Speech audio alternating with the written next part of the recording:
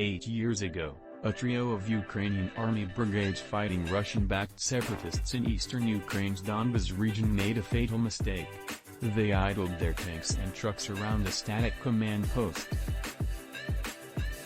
Russian drones and eavesdroppers pinpointed the command post and blasted it with artillery. Today it's the Russians who are making that same mistake, and the Ukrainians who are exploiting the error.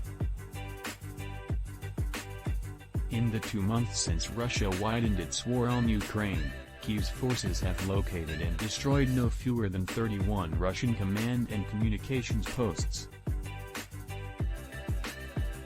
As many as 10 Russian generals have died in combat since Russia attacked on February 23, many of them in the Ukrainians' decapitation strikes.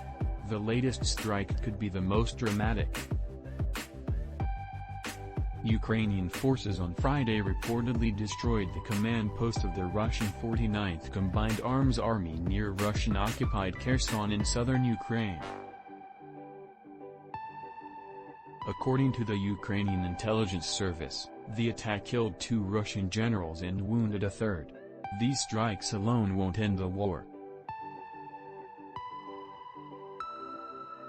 There's no shortage of deputy commanders to take the place of the commanders who've died, and replacement leaders actually tend to be more aggressive and crueler than the established leaders they replace. But blowing up a command post can confuse the subordinate units, temporarily leaving them vulnerable to a swift attack.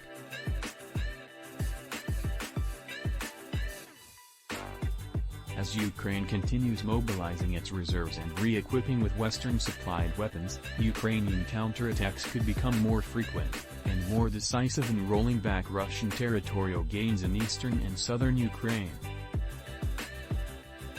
Smashing a bunch of Russian HQs can only help those efforts. In the immediate aftermath of Russia's annexation of Ukraine's strategic Crimean Peninsula in early 2014, Russian-backed separatists seized huge swaths of eastern Donbas. In early July 2014, 3 ostensibly powerful Ukrainian army formations assembled near Zelenopillya, just a few miles from the Russian border, in preparation for an attack on rebel-held territory.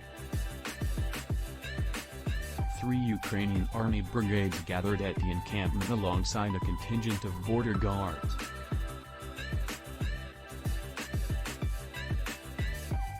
The 24th Mechanized Brigade, 72nd Mechanized Brigade and 79th Air-Mobile Brigade together possessed T-64 tanks, BMP fighting vehicles, engineering vehicles and trucks.